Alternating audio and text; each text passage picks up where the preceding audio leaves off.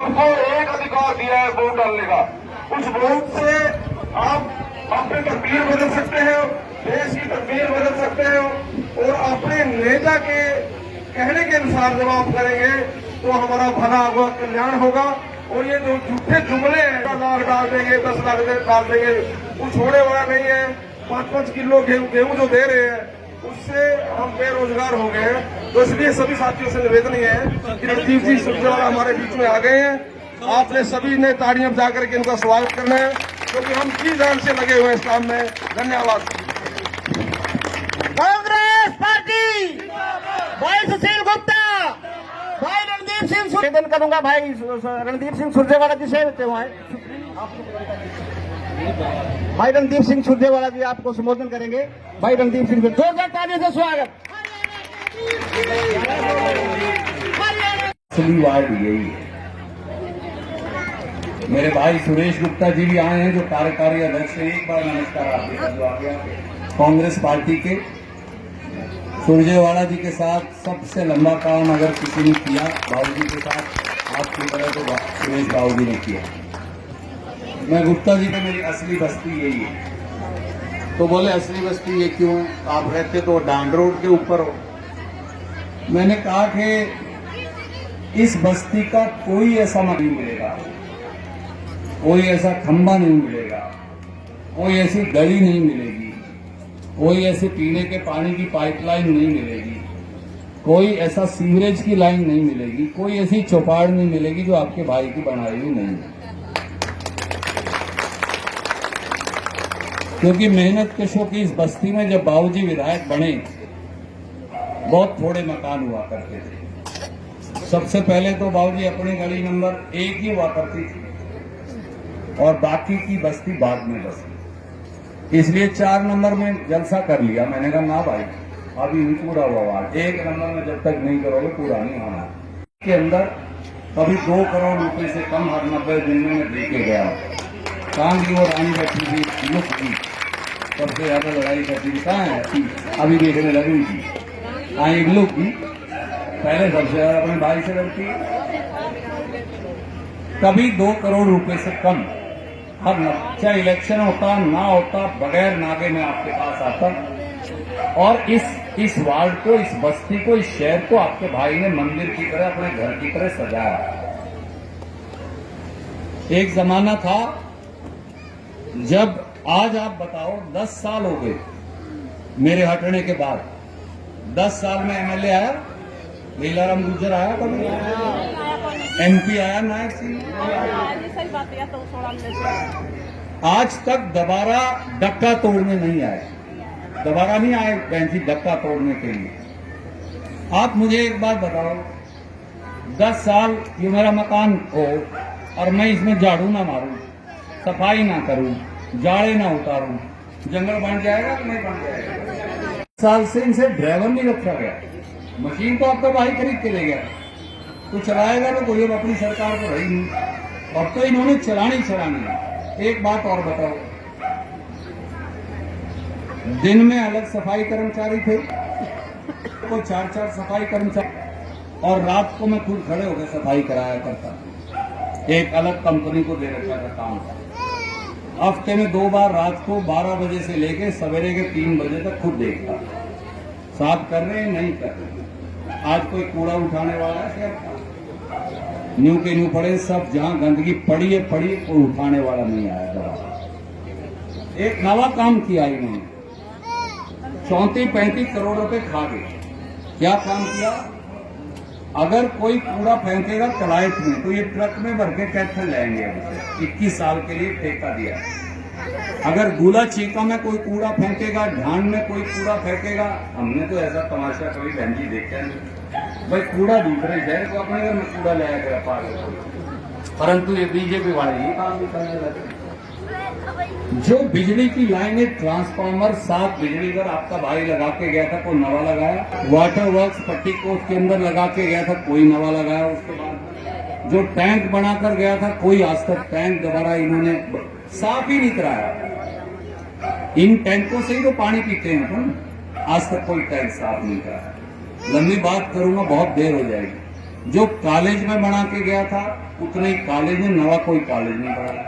Polytechnic बना कर गया था, वही पॉलिटेक्निक है, कोई नया पॉलिटेक्निक नहीं बना। बड़ा अस्पताल बनाया था, 68 साल तक इस देश की आजादी के बाद इस शहर में अस्पताल ही नहीं था। अस्पताल बनाया था, उसमें डॉक्टर बजा दिए, उसमें डॉक्टर कोई नहीं। खंडर बन गया, कहीं एक फ्लोर पे तो बंदरों ने कब्जा कर रखा है।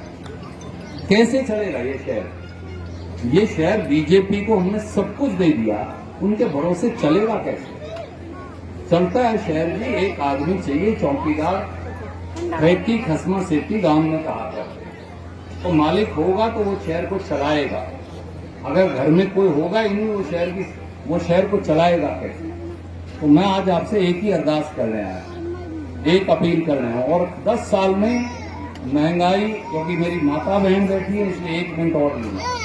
400 का गैस सिलेंडर छोड़ के गया था, 1150 का। इलेक्शन आया, 200 रुपए मोदी ने कम कर दिए बेवकूफ बनाने के लिए, और अगर गलती से इसका क्या आ गया दोबारा 1500 का कर दे।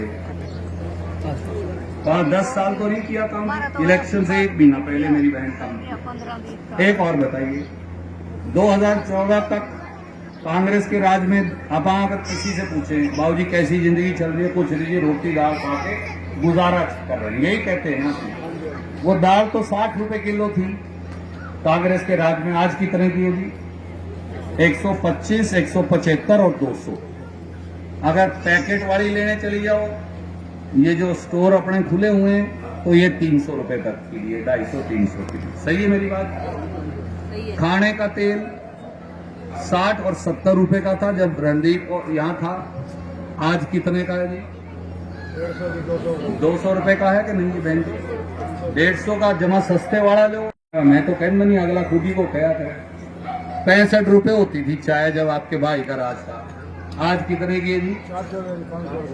350 खुली, कम से कम है 300 और 350 भाव। 300 साढ़े, अगर ब्रूक बॉन्ड की लेनी और ताज की, कोई मेरे जैसा आ जाता है रिश्तेदार, कोई आ जाए भाई, चलो कभी कोई बिटिया आ गई, कोई और रिश्तेदार आ गया, उसके लिए दूसरी लाई पैकेट वाली, तो वो 450 रुपए की। जीरे का क्या भाव है?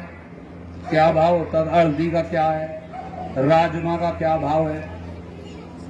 सब्जी का क्या भाव है? आटे का क्या भाव है? चावल का क्या भाव हो गया? नमक का क्या भाव हो गया? जो सबसे सस्ती चीज होती थी 3 गुना तो नमक का रेट बढ़ा दिया। गरीब आदमी रोटी कैसे खाएगा? कैसे अपना घर चलाएगा? इन्होंने SC BC के आरक्षण पर हमला बोल रखा है, गरीब की झोपड़ी पर हमला बोल रखा है, मेहनत कश की रोटी पर हमला बोल रखा है, और इस शहर पर हमला बोल रखा है। तो मैं हाथ जोड़ के एक बात आपको कहने आऊं, फिलहाल तो देश का राज बदलने लग रहा है। मालिक ने चाहा 25 तारीख को आप वोट डालोगे, 4 जून को अपने भाई सुशील गुप्ता MP हो जाएंगे, 10 तारीख तक कांग्रेस का राज बन जाएगा, देश के राज में तो उस दिन आपका हिस्सा हो जाएगा। और गिर इनकी दूसरी सरकार भी थी, इनके रोज MLA बाज रही।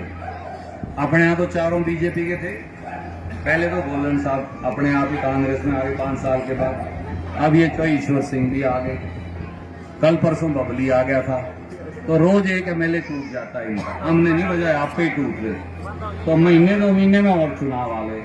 मैं आज आपको एक बात और कहता हूँ, अपने लगाए हुए लट्टू नहीं बदले इनसे। मैं कहा करता था आपको, बहन जी अगर इनके थे आगे कभी ये लट्टू नहीं बदलवा सकेगी, वो ही हो गया आपके साथ। तो मैं आज आपको कह के जाता हूँ, मालिक ने चाहा तो सुशील गुप्ता जी तो अपने MP बन जाएंगे, आपके आशीर्वाद से होंगे, मेरे हाथ में कुछ नहीं। और 3 महीने के अंदर हरियाणा का राज भी आपकी जोड़ी पर जाकर खड़ा कर देंगे। तो एक वोट महासचिव कुरुक्षेत्र लोकसभा के अंदर, जिला कैथल के अंदर, मुझे ऐसा लगता है इसको शहर की शेप देने में रणदीप सिंह जी का बहुत बड़ा हाथ है। उनके पिताजी ने शुरुआत की और ये हर गली हर नुक्कड़ के ऊपर कहीं न कहीं सुधार कराते रहे। आज कॉरपोरेशन से लेके विधायक से लेके सांसद तक जाता है, जोड़ में काई जम जाती है, बदबू आने लग जाते हैं, कीड़े पड़ जाते हैं। आज ये सरकार ठहर गई, घमंड हो गया इनके अंदर, अहंकार हो गया। किसानों की पिटाई इन्होंने करी, महिलाओं के साथ दुर्व्यवहार जंतर मंतर पे आपने देखा, मणिपुर के अंदर आपने देखा, हर घर के अंदर बेरोजगार बच्चा बैठा हुआ है, या वो नशे के रास्ते पे चल पड़ा या अपराध की दुनिया में चल पड़ा। अब इसको बदलने की जरूरत है। इंडिया गठबंधन ने घोषणा की है हर बुजुर्ग को 6,000 रुपये महीना पेंशन मिलेगी बुढ़ापा पेंशन। जो घर में सबसे बड़ी महिला है और गरीबी रेखा से नीचे है, हर घर में 8,500 रुपये महीना उसको मिलेगा। बेरोजगार बच्चा बैठा है, उसको स्किल ट्रेनिंग देंगे और जब तक उसकी स्किल ट्रेनिंग चलेगी उसको 8,500 रुपये महीना मिलेगा। उसके बाद बढ़िया सरकारी नौकरी मिलेगी। 35 लाख पद केंद्र सरकार के खाली है और 2 लाख पद हरियाणा सरकार के खाली है। 37 लाख सरकारी नौकरी बनी है। तो ऐसे बहुत से काम हैं जो मनरेगा मजदूर है उसकी केंद्र सरकार 400 रुपये मिनिमम दिन की जारी करेगी और 200 रुपये स्टेट गवर्नमेंट देगी। ये घोषणा इन्होंने की है। इसके साथ साथ हम बढ़िया स्कूल देंगे, बढ़िया कॉलेज देंगे, बढ़िया हॉस्पिटल देंगे, मोहल्ला क्लिनिक देंगे। ये वायदा इंडिया गठबंधन के संकल्प पत्र के अंदर आपको दिया गया। मैं आपसे प्रार्थना करता हूं, अब बहुत समय हो गया, 10 साल बदल लो। एक सब्जी तो घर में भी रोज नहीं खा सकते। इस सरकार ने कुछ भला करा तो उसको ले आते हैं। सरकार ने तो सबको दुखी किया है। तो मैं हाथ जोड़ के प्रार्थना कर रहा हूं, आने वाली 25 मई को झाड़ू का बटन दबाकर मुझे आशीर्वाद।